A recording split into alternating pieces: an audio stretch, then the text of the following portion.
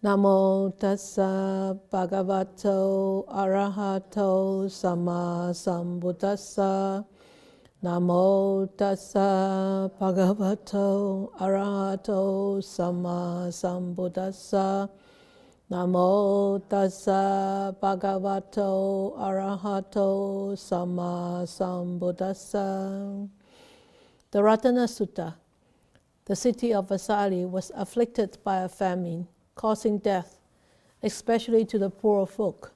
Due to the presence of decaying corpses, the evil spirits began to haunt the city. This was followed by a pestilence. Plagued by these three fears of famine, non-human beings, and pestilence, the citizens sought the help of the Buddha, who was then living at Rajagaha.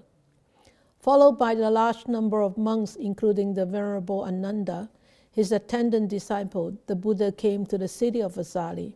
With the arrival of the Master, there were torrential rains which swept away the petrifying corpses. The atmosphere became purified. The city was clean.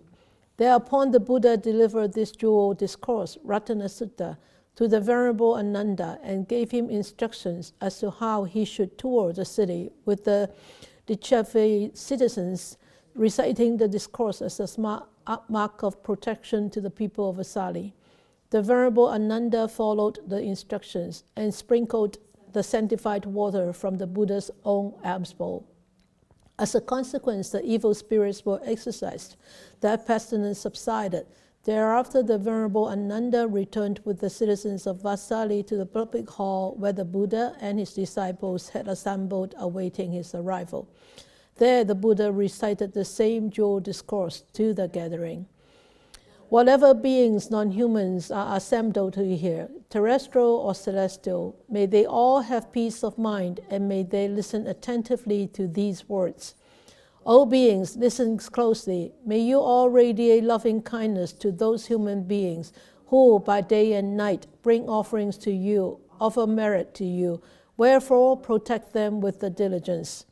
Whatever treasure there be either here or in the world beyond, whatever precious jewel there be in the heavenly worlds, there is none comparable with the Tathagata, the Perfect One. This precious jewel is in the Buddha. By this asseveration of the truth, may there be happiness. That cessation, that detachment, that deathlessness, Nibbana supreme, the calm and collected Sakya sage, the Buddha had realized. There is not comparable to this Nibbana Dhamma. This precious jewel is the Dhamma. By this asseveration of the truth, may there be happiness. 4 ways of describing the Nibbana. The Supreme Buddha extolled a path of purity, the Noble Eightfold Path, calling it the path which unfailingly brings concentration. There is not comparable to this concentration. This precious jewel is the Dhamma. By this asseveration of the truth, may there be happiness. The 8 persons extolled by virtuous men constitute 4 pairs. They are the disciples of the Buddha and are worthy of offerings. Gifts given to them yield rich results. This precious jewel is the Sangha. By this asseveration of the truth, may there be happiness. With a steadfast mind and applying themselves well in the dispensation of the Buddha Gautama, free from defilements, they have attained to that which should be attained, arahantship, encountering the deathless. They enjoy the peace of Nibbana freely obtained. This precious jewel is the Sangha. By this asseveration of the truth, may there be happiness. As a post deep planted in the earth stands unshaken by the winds from the 4 quarters, so too I declare is the righteous man who comprehends with wisdom the noble truths. This precious jewel is the Sangha. By this asseveration of the truth, may there be happiness. Those who realize the noble truths well taught by him who is profound in wisdom, the Buddha, even though they may be exceedingly heedless, they will not take an existence in the realm of sense spheres. This precious jewel is the Sangha. By this asseveration of the truth, may there be happiness. With his gaining of insight, he abandons 3 states of mind, namely self-illusion, doubt, and indulgence in meaningless rites and rituals, should there be any. He is also fully free from the 4 states of woe, and therefore incapable of committing the 6 major wrongdoings. This precious jewel is the Sangha. By this asseveration of the truth may there be happiness. Any evil action he may still do by deed, word, or thought, he is incapable of concealing it, since it has been proclaimed that such concealing is impossible for one who has seen the path of Nibbana. This precious jewel is the Sangha. By this asseveration of the truth may there be happiness. As the woodland groves, though in the early heat of the summer month, are crowned with blossoming flowers, even so is the sublime Dharma leading to the calm of Nibbana, which is taught by the Buddha for the highest good. This precious jewel is the Buddha. By this asseveration of the truth may there be happiness. The peerless excellent one, the Buddha, the knower of Nibbana, the giver of Nibbana, the bringer of the noble path, taught the excellent Dharma. This precious jewel is the Buddha. By this asseveration of the truth may there be happiness.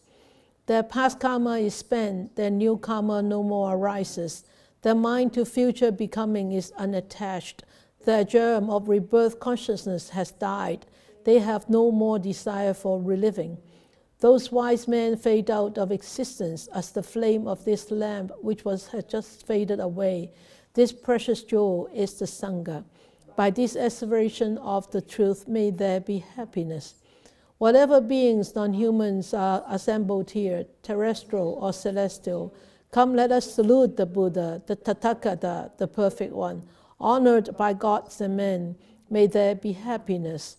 Whatever beings are assembled here, terrestrial or celestial, come let us salute the perfect Dhamma, honored by God and man. May there be happiness. Whatever beings are assembled here, terrestrial or celestial, come let us salute the perfect Sangha, honored by gods and men. May there be happiness. Number 7 of the Ratana Sutta. So we actually have studied last week up to verse 8. So Ratana Sutta, Ratana, that means jewel, that means it's precious. So what is precious about what is the precious that this sutta was actually teaching about? It's about the Buddha, the Dhamma, and the Sangha. It's not about mere blind faith in the Buddha, in the Dhamma, or in the Sangha. It's talking about understanding the wonderful qualities of the triple gem or the jewels. And because of understanding these wonderful qualities which are in these jewels, we aspire, we get inspired by them, and we aspire to become or to cultivate those similar qualities in ourselves. So the qualities that actually we have been looking at, or the jewels that we have been looking at, is the Buddha, Dhamma, and the Sangha. So we are still looking at the Sangha jewel with verse 8. So with verse 9, there comes those who realize the noble truths well taught by him who is profound in wisdom. So him, that means the Buddha. Even though they may be exceedingly heedless, they will not take an eighth existence. So in this first sentence, those who realize the noble truths. So remember last week at verse 8, we were talking about which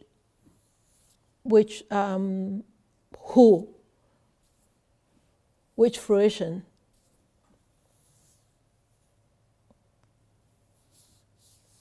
last week? We talk about which state of achievement, enlightenment. Okay. Laurie, please.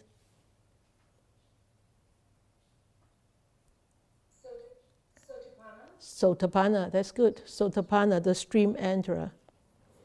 So 7, 8, and 9 actually still talking, verse 7 talking about the Arahat. And the verse 8 talk about the stream enterer, the Sotapanna. And verse 9 also keep talking about Sotapanna. So he says here, those who realize the noble truths, when somebody realized the noble truths, that person will attain the Sotapanna state.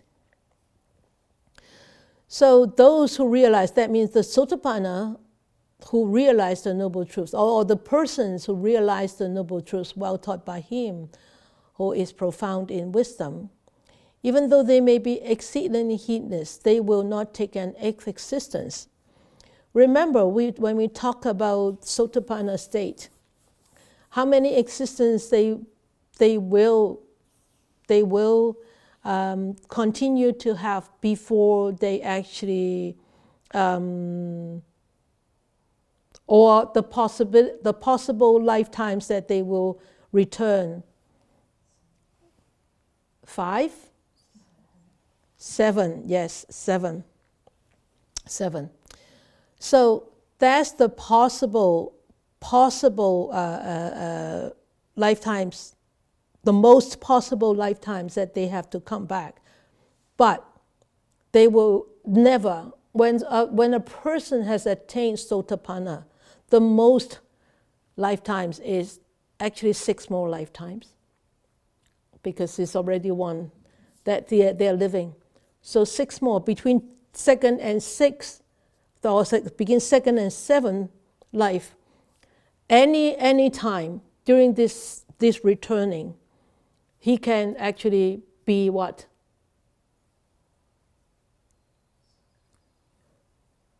Going up to next state, or even jump to become Arahat, like Ananda, right? Ananda jumped from Sotapanna to become Arahat within what? How many days?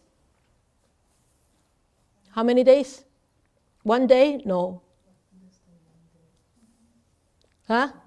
You think? Yeah, 7 days. 7 days. Yes, 7 days. He spent 7 days trying to pursue Arahatship, but he didn't get it. So he said he decided to take rest. So that at the end of the 7th day, actually he attained Arahatship. So here it says, anybody who has actually realized the noble truths, they will not have the 8th existence. They will not have the 8th existence. So the most is 7th existence. So what's a Sotapanna? They will, when they return, they will return either as a human being or as a celestial being. They cannot be what? Reborn in lower realms. Never. Never. Okay? So there are 3 types of Sotapannas, or 3 stream enterers. The first type has very, very sharp faculties. And these, they probably have 1 more existence, 1 more returning before they go into the next stage. And then there will be the middle grade, is between 2 lives to 6 lives. Okay? Or 2 lives to 3 lives, they said. 2 lives to 3 lives. So after this life, there will be 2 more lives or 3 more lives. Okay, that's the 2nd grade, the middle grade. Then there will be the 3rd grade, which is the most sluggish, as the commentary said. The most sluggish is 7 more lives. 7 more lives. That is the most sluggish Sotapanna. So after these 7 lives, that's it. That's it. They definitely will attain another higher state. So, because why would the Sotapanna still come back? Because there is still craving and there is still attachment. So until all the craving and attachment is completely abolished, then they will go on to a further advancement. So they don't necessarily have to go through really 7 lives before they reach the next stage, or they reach arahantship. Okay, it could happen any time during the 2nd life until the 7th life. So always remember, they will never reborn in lower realms. So in the Buddha's time, there was a leper. There was a leper. You know, being leper in those days, really could be belittled by everybody, and nobody dared to get close to him. He wouldn't get food and everything. So in the Nikaya, in this story, the leper, he always go out and so pick up the leftover food that people threw away. Or you could use nowadays. Nowadays, a scenario is living in the slum and picking out food from these garbage piles. I'm sure you have seen those garbage piles in India. People go into those mountains of garbage piles and to pick up. So this leper did the same. Every day he would go and pick up leftover food, bits and pieces here and there. So one time he actually came to a park, and he saw that there was a big gathering there. And he thought, maybe I can get something to eat here because there's so many people there, right? So he was looking around, and through the big crowds, everybody was sitting there. Through the big crowds, in between people, he saw there was a person sitting on a high seat. And he looked through, he said, oh, this must be the ascetic Gautama that I've been hearing, the Buddha, that I've been hearing people talking about. So he thought, oh, maybe I can listen. I can sit down and listen. So he was really far away from the whole crowd because he was a leper. And he was the lowest caste. And being in the lowest caste, you can never mix with other caste. Okay? So he was sitting way far away, but could see the Buddha from the gap in between the people. And then the Buddha was there talking, giving lectures, giving Dharma talk. And then the Buddha looked around and saw that, there is this person. I can't remember his name. Something called Sattaputta or Suttapata. Can't remember his name. I'm bad with Indian names, sorry, or Pali names. I think it's Suttapata, something like that. But anyway. And then the Buddha was observing, and you know Buddha, right? Because with his supernatural power, he knew what are these people up to, and what kind of standard they have, and he saw that this leper is ready. He was ready to receive the teachings. So the Buddha started to expound about his teachings, the Four Noble Truths. As I mentioned before, the Buddha did not teach Four Noble Truths just like us nowadays. The first thing you learn about is Four Noble Truths. over there, at that time, the Buddha only started to teach Four Noble Truths when he noticed that there are people who are ripened to become Sotapanna, to enter the stream. So he actually started to expound this Dharma in front of the whole crowd, but with a focus towards this leper. And this leper, being despised by so many people, being belittled, looked down upon by people, and being so poor, not even have enough food to eat, not even have proper clothes to wear, because his karma was ripened to receive the Dharma, even though he was so far away from the teacher. And he got it. He got it. And he actually listened to the Dharma talk, and right there, he actually attained a stream entry. He actually attained Sotapanna, a leper. So, because why? Because when he remember that chapter there, when he gave ears,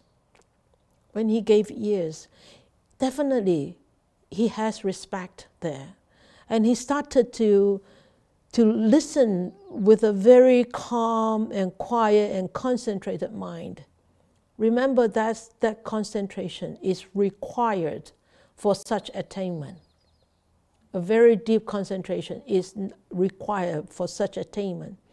And because of that concentration and that supreme calmness that he had at that moment, he penetrated through that truth, that superficial existence that he was having at that time, that superficial physical existence. And he actually penetrated through and see the unconditioned on the other side, the deeper meanings of arising and passing, of dependent origination.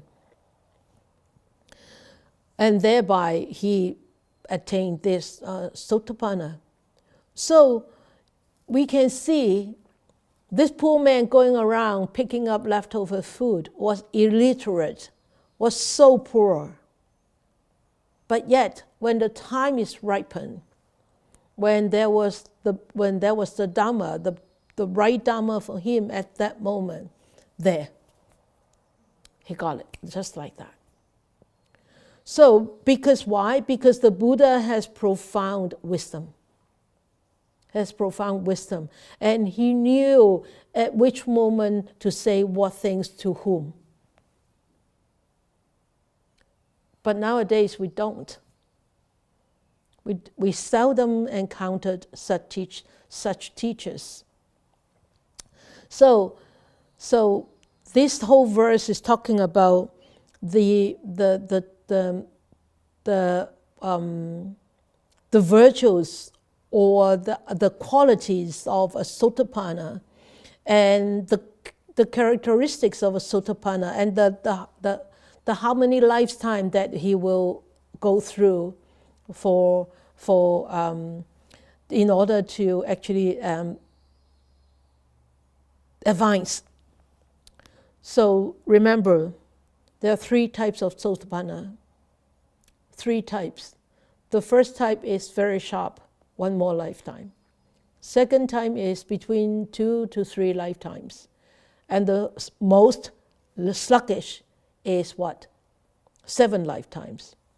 And even the Buddha, in this sutta, even he praised the most sluggish Sotapanna. Even the most sluggish one got being praised by the Buddha. Why? Because of such good qualities, of such virtues, of such attainments, right? And it says here, this precious jewel is in the Sangha. This precious jewel is in the Sangha because Sotapanna is a Sangha member. Okay? So, and by this asseveration of the truth, may there be happiness or safety or security and peace. May we aspire to this truth And because of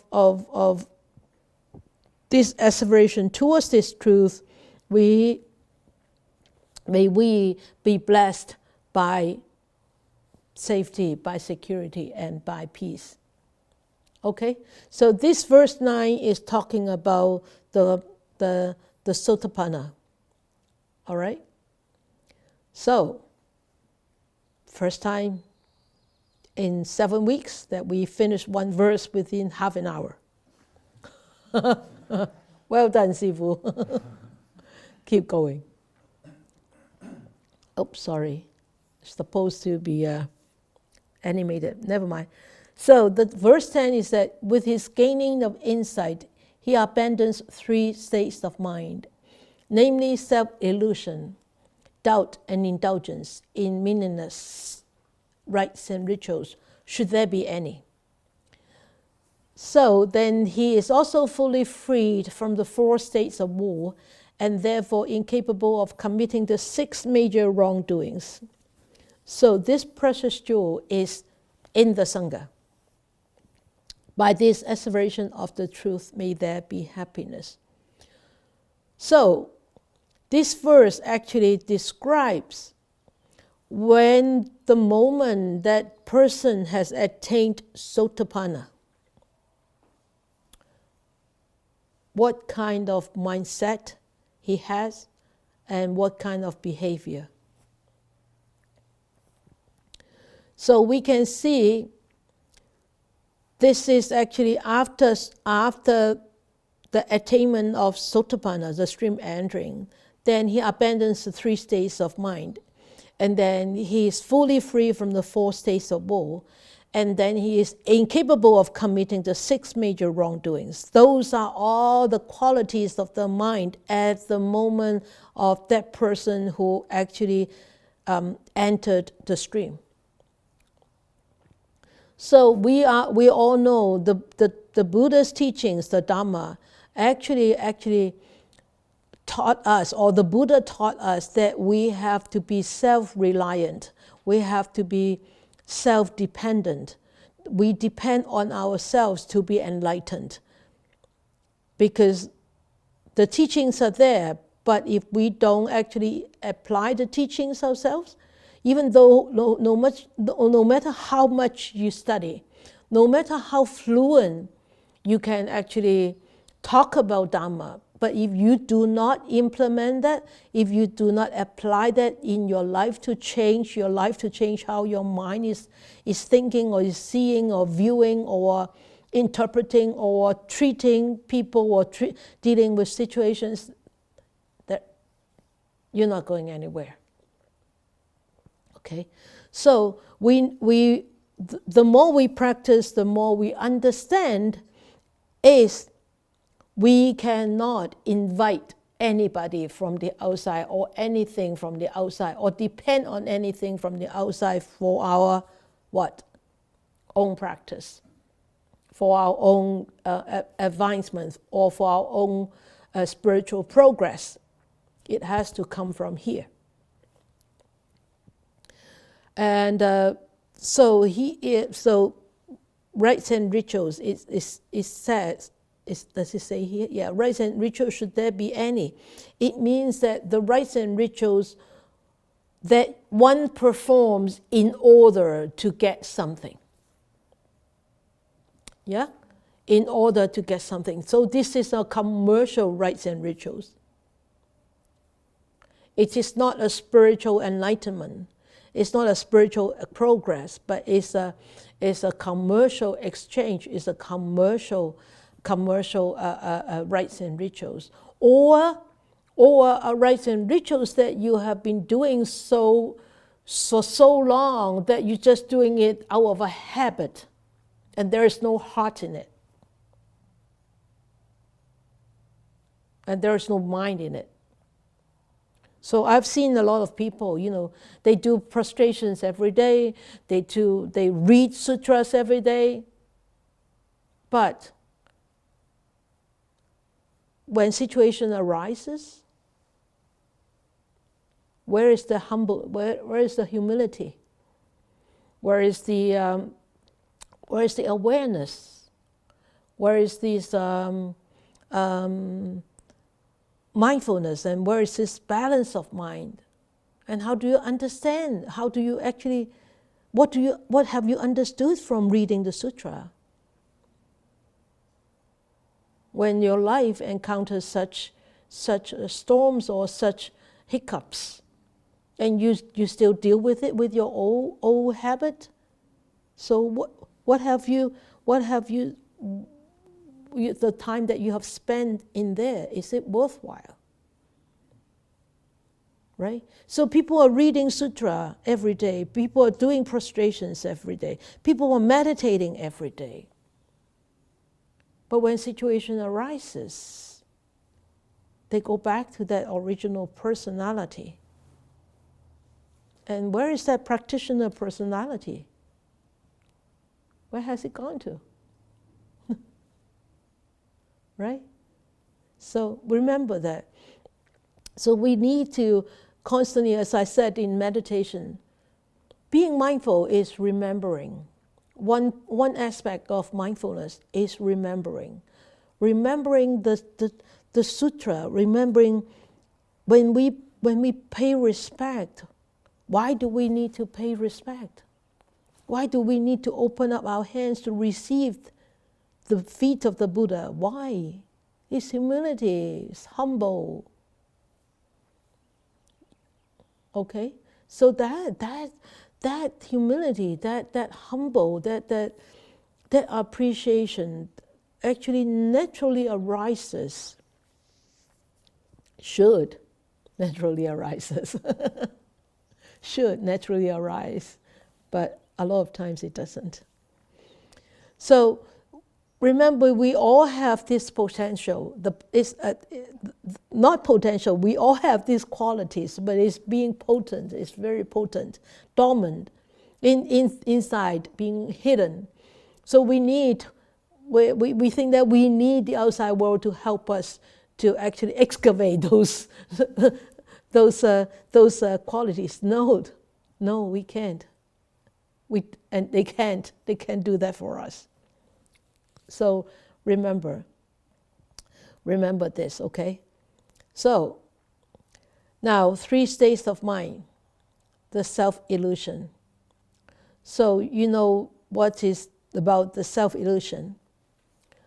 So we have studied about these 3 states of mind a few times already.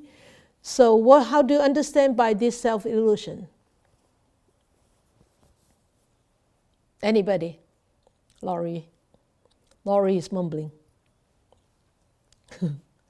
She's on the first one. I'm thinking something like ego, a sense of self, me. Okay. Yeah? A sense of self. Okay.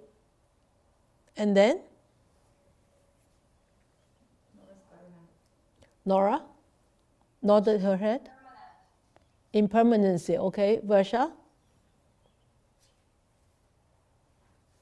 Versha?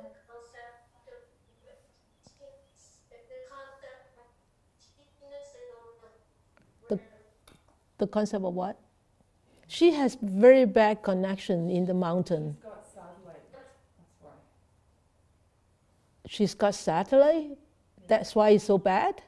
I thought having satellite is the... I guess not. She can hear us, you see? She's smiling. Frozen. No, frozen. Oh, not unfrozen again. Thaw now. Can't hear you, Versha. You're up deep in the mountain. Say that again. No, can't hear.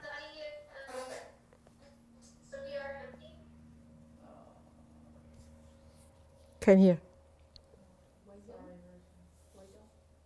Who's that? You can type in, Versha. Type in. Type into the chat. So, this self-illusion is actually very, very strong. This self-illusion is like Laurie said, the ego. And also, Nora said, We always have this delusion and illusion thinking that this self is always permanent. It's permanently there. That's why when people talking about death, people don't want to talk about death because they think that by death, by the time they die, they lose that identity. Especially in the West, this identity is so strong. And the loss of identity is very scary. Very scary. A lot of people are very scary of the loss of this identity, right? So they try to, grasp onto this identity. And when we have this identity, no matter how little, how minute that my identity is still there, or that ego is still there, I tell you, that is the first big hindrance to stream entering. So stop identifying. I know your world is not helping you. Really, this world really is not helping. The kind of world that we are living in now is really not helping us at all. We have to keep identifying ourselves with some kind of image. And that is actually is such a big hindrance to this eradication of this self-illusion. Okay, so the Buddha wanted us to, excuse me, the Buddha wanted us to really be wise, and he knows that we are deluded, we constantly live in illusion, but he wanted us to, somehow, someday, we will rise up and really understand and really see through this. So the second state of mind is doubt. So this doubt is really not the common normal doubt. This doubt is actually becomes an entanglement. It's actually an entanglement. And so what kind of doubt are we talking about here? What kind of doubt are we talking about here? Laurie?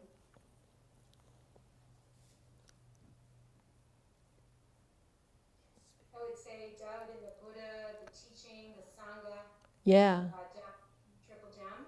Yes, very good. So you have studied. Yeah, so this doubt about the Buddha, about the teachings, is his teachings really going to benefit me? Or is the Buddha really right? So, really, are these monastics, are these bodhisattva or bodhisattvas? Are they really bodhisattva there? Really? So that is the doubt that could become a hindrance to liberation. So that doubt, why would it become a hindrance? And a lot of times people nowadays, in the scientific world, scientists have a lot of doubts. Because of that doubt, they go and explore, right? They go and explore. Then, why would a doubt be a hindrance? Because, yes, Laurie? Because if you doubt, you give up, and it prevents you from growing in wisdom. Yes, yeah. The teaching anymore. Yeah. So you actually prevent yourself to go further to explore about the teachings, and you stop practicing. So that's why it becomes a hindrance, and it becomes an obstacle. Okay, then the third one is the blind observance of rites and rituals.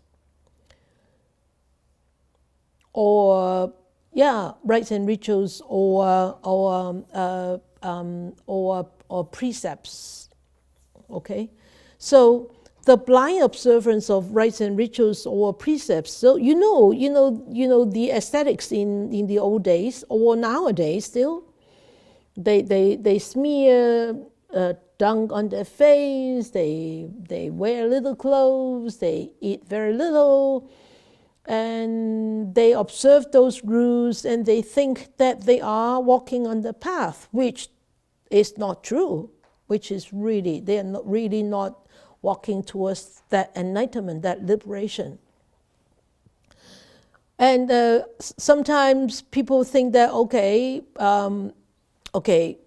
I'm going to swear. Okay, I'm going to swear this, then when I swear, then it could purify me. Really? Not swearing, but like swear, like make a wish, or I swear I am going to be a good person. I'm going to be an ascetic. So is it really going? Are you really going to be enlightened just like that? No. And then you think that just by that you can actually liberate all your purify all your unwholesome karma? No, you can't. So they think that they can go to the celestial beings, they can go to heavens, they can attain total liberation, they can go to nibbana because of this kind of blind observation. So these kind of blind observations of rites and rituals, or even some kind of, they call themselves the rules, not the sila that we are talking about from the Buddhist point of view, but the rules that they were talking about, then those that definitely would become hindrances, because you can see sometimes we have some rules, right? Some rules, and then when the time that those rules need to be bent in situations, sometimes people are very unwilling to bend because they said no, rules cannot be bent. But sometimes you need to bend some rules. But they are so what do you call? So rigid, yeah. So rigid, so square. So square. They cannot be flexible enough to be wise in situations when they need to bend a little. A little just to what? To make things work. To make people listen. To allow people a way to step down and start again. Right? Yes, Paul? I'm seeing it in what I consider good teachers like Mr. Goenka and yourself. There's a line you don't cross. Oh, yes. But you have to know where to bend the line. Yes. The line has to bend and curve. Yeah, yeah. And a good teacher knows how much to bend the line, but you never cross the line. Yeah, yeah. Paul said that a good teacher would know how much you can bend, but never cross the line. It's actually very tricky. It's not easy. So a lot of people who actually are very stubborn in this aspect, they are so attached to these rites and rituals, to this observance, to these rules, and they think this is all there for their spiritual practice. What happens if those disappear? What are they going to practice? Nothing. Right? What happens? So that's why this could become an hindrances. Okay. One very simple, very easy to understand is abstinence with food. Right. Some people remember the Buddha actually spent 6 years in the forest, every day with one grain, and he was down to bones and skin and skeleton. And that was a severe observation of that abstinence from food. And so that actually hurt the body and did not allow to have a sound and sane mind to pursue on such a wonderful path. So this blind observance of rites and rituals or rules was very popular in the old days in India. But I'm sure nowadays there are still some of these rules. Yeah, so those are the 3 states of mind. Because they think that simply by observing and undergoing it, and they think that that is sufficient to lead to liberation, which is not right. Okay. But that doesn't mean that we should actually give up on our precepts. Our precepts is different. Our precepts is what? Stopping us or helping us to avoid unwholesome actions and helping us to do more wholesome actions. Okay, so that is, and at the end of the day is you are actually changing the state of your mind, because the mind actually directs the actions. So you are actually changing the state of the mind. So you are constantly cleaning up the mind. So it's different.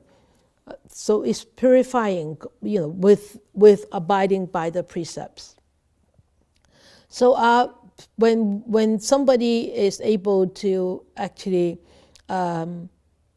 abandon these 3, we call states of mind or fetters, one could be liberated from 4 states of woe, miseries. So which are the 4 states of woe? Which are, okay, Laurie? I'm so glad that you keep constantly putting up your hand. Wonderful. Yes. So that one of them is being a hungry ghost. Yes. You definitely like the hungry ghost because you love gabo mate. And Okay. being an animal. Animal ram, yes. And I think being in a hell. Hell ram, yes. Hell ram. One more. I don't know, some sort of monster demon world or something. Yeah, that is we call asuras. Oh, right. Constantly wanting to fight. Yeah? Those are the 4 rams. These are the 4 rams, okay? Where are we?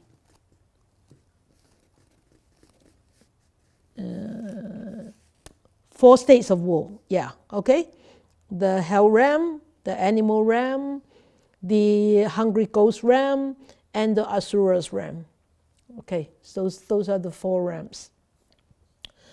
Okay, now 4 states of mind. Oh, we talk about that. Hell's ram, animal's ram, hungry ghost ram, and asura's ram. So you all know what are these asuras, right?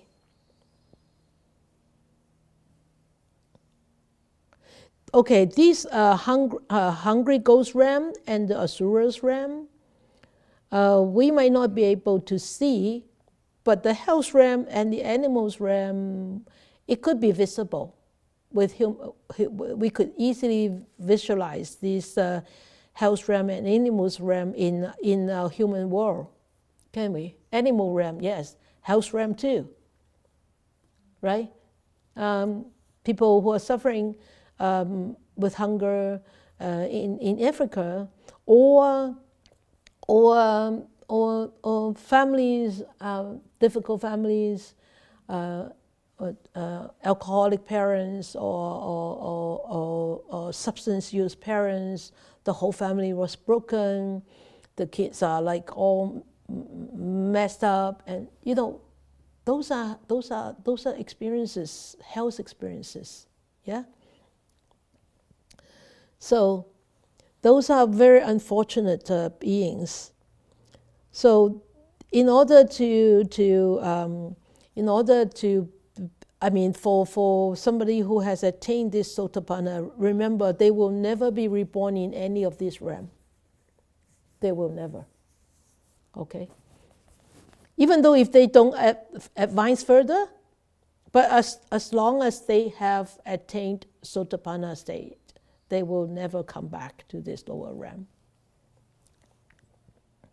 It's not possible. Okay? So then he is fully free from the 4 states of woe and therefore incapable of committing the 6 major wrongdoings. So let us look at the 6 major wrongdoings. So 6 major wrongdoings. So I want to tell the Chinese what are they. 5逆罪加1罪，就係 6 wrongdoings. Okay. So the first is killing one's own father. That's one wrongdoing. Okay. And then the second one is killing one's own mother. So this is major. And a lot of teachers, in the past teachers said, these five first, okay? The 6th one is really not a really major wrongdoing, but in the Ratana Sutta, it says a major wrongdoing.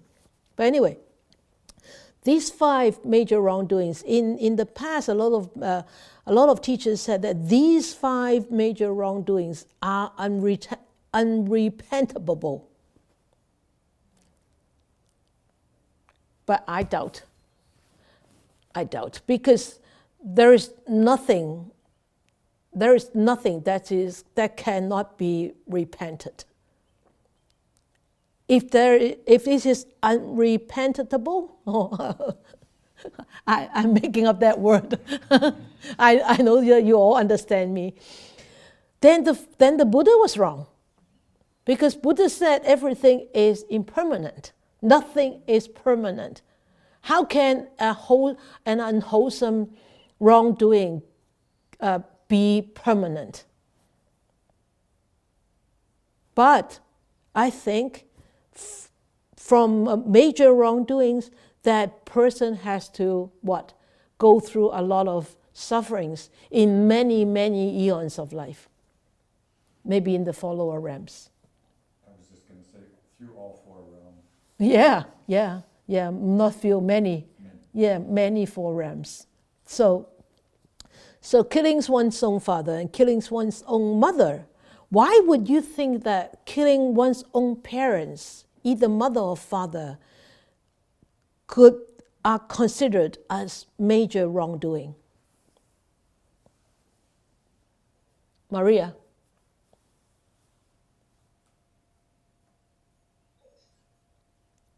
They were the ones that gave you life. Yeah, yep. They made your life and they given your life. Right, good, thank you. So our human life was given by our parents. Whether you like them or not, you still have to be grateful. Whether you are in a court with them or not, you still have to be grateful. Don't kill them, all right? Don't even kill them with a thought.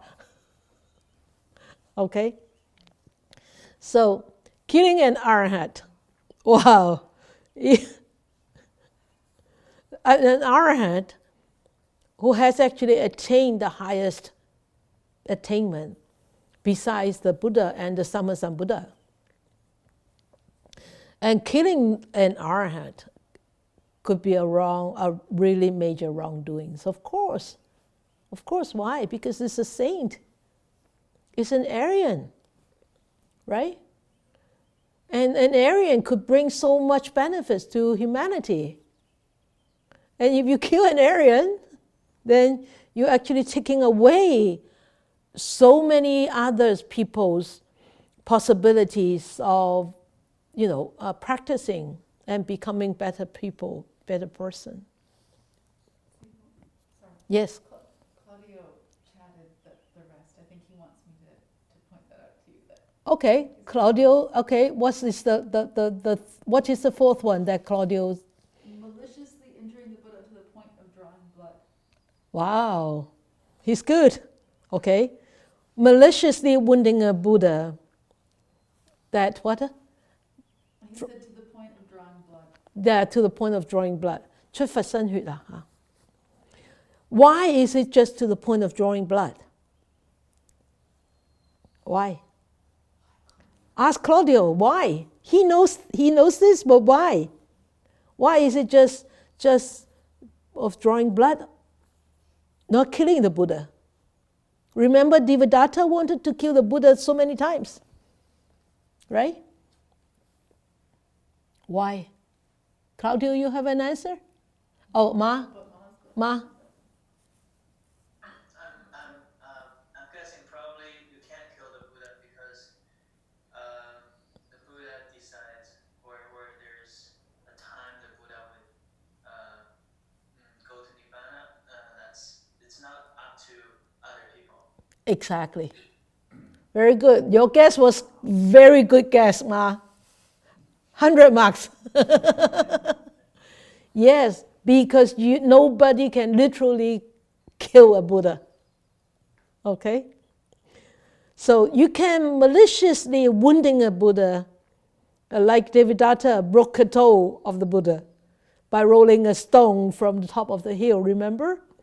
So the Buddha will only pass away as his own expiration. Okay? He will only pass away at his own expiration of life. So nobody can kill a Buddha. Nobody. Okay, and then the fifth one, what did Claudio say?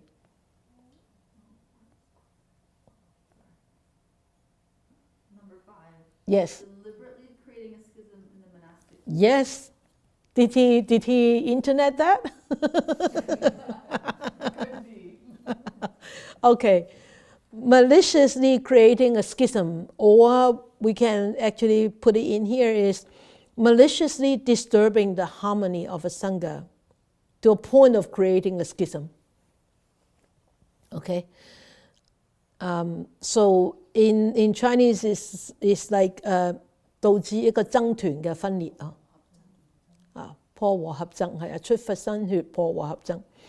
So 破和合僧, that means you actually disturb and disrupt and discontinue the harmony of a sangha. Okay, so maliciously, that means the mind is really, really malicious. So we have to be very careful as a sangha member. Our actions are we need to be very careful with our actions, because if the harmony of the sangha is being disturbed, whether intentionally or unintentionally by your conduct, you have to bear the consequences. And that consequences is actually very difficult to repay. When you further read this, is that the past karma is spent, the new karma no more arises. But our past karma is not spent, and our old karma is not spent, but our new karma is constantly multiplying. Right? We're constantly multiplying our new karma. So, like the kids, Don't be sad. You still have a human life. Keep working, all right? So remember, so these are the really 5 major wrongdoings. And then the 6th one, this is considered really 6 major wrongdoings. The 6th one is taking other teacher as a spiritual teacher, taking other teacher than the Buddha as a spiritual teacher. Then you think, that's why I said this really major wrongdoings. If we are the students of the teacher of the Buddha, and throughout our practice, then all of a sudden say, no, okay, I'm going to do this cult. I'm going to do that cult. At that time, then you are really commit a major wrongdoing, because you left the Buddha's teachings and you go for another cult belief or cult practice. Then that could become a major wrongdoing. Okay, but for those people who haven't actually come into the Buddhist teachings yet, but they are out there practicing other practices, don't go and tell them that, oh, you're committing a major wrongdoing. It's unrepentable. Don't do that, please. Don't do that. You're creating you're asking for enemies, okay? We don't need enemies, all right? And these are the kind of teachers. Are teachers what? Are teachers who despise the law of causation. Who say, well, there is no cause and effect, and you don't have to abide by precepts. It's okay. You can do anything you want. You won't have to be responsible. Those teachers, okay? And also teachers, they say, sorry, overrun a little bit. Those teachers who tell you, oh no, the Buddhist teachings are not going to liberate you. I'm going to liberate you. My teachings is going to liberate you. Don't listen to his teachings. Those teachers, okay? So you be careful. There are those teachers around. There are those people around. I've seen that. I've seen a real, he's so-called the present Buddha. So there was this, what do you call this? The big board of like a human size or even bigger human size of a Buddha, but without the face, and he put his own face there. You know what I mean? What do you call those board? The cardboard cutout. The cardboard cutout, cut out like a Buddha, having all these jewels and everything, and those curly hair, curly hair on the head, but only the face. Only the face was his face, not the Buddha's face, his face. So you can see those people. You can see those people around. There are people like that. Okay, so remember, and once a person who has actually enter the stream, he will never turn his head around from the Buddha's teachings. He's secured.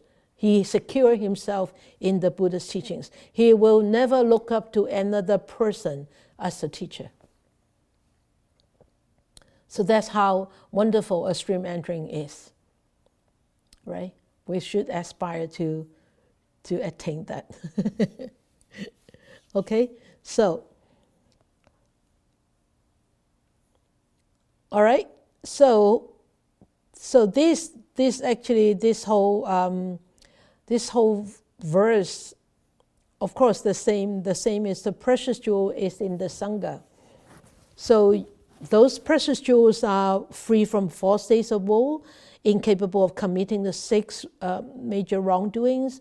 There is the total eradication of self-illusion, doubt, and indulgence. So those are the jewels.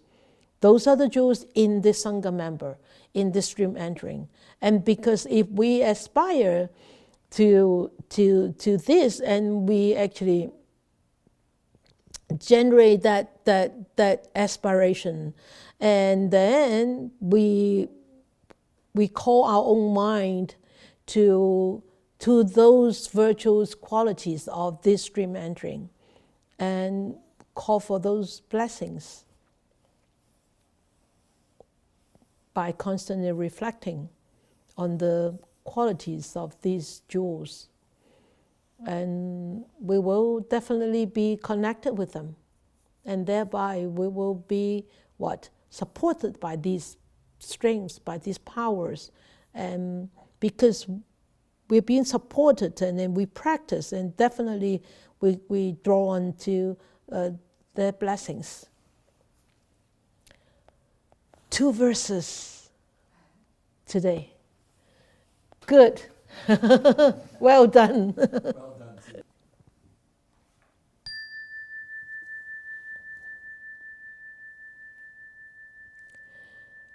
May these blessings extend to all, that we with all the other living beings together will attain the Buddha way.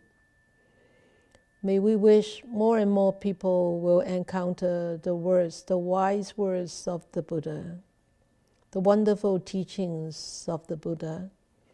Study them, understand them, practice them, and cultivate all those strengths that enable themselves to disentangle themselves from all those afflictions, defilements, sufferings, and be truly safe, secure, happy, and peaceful.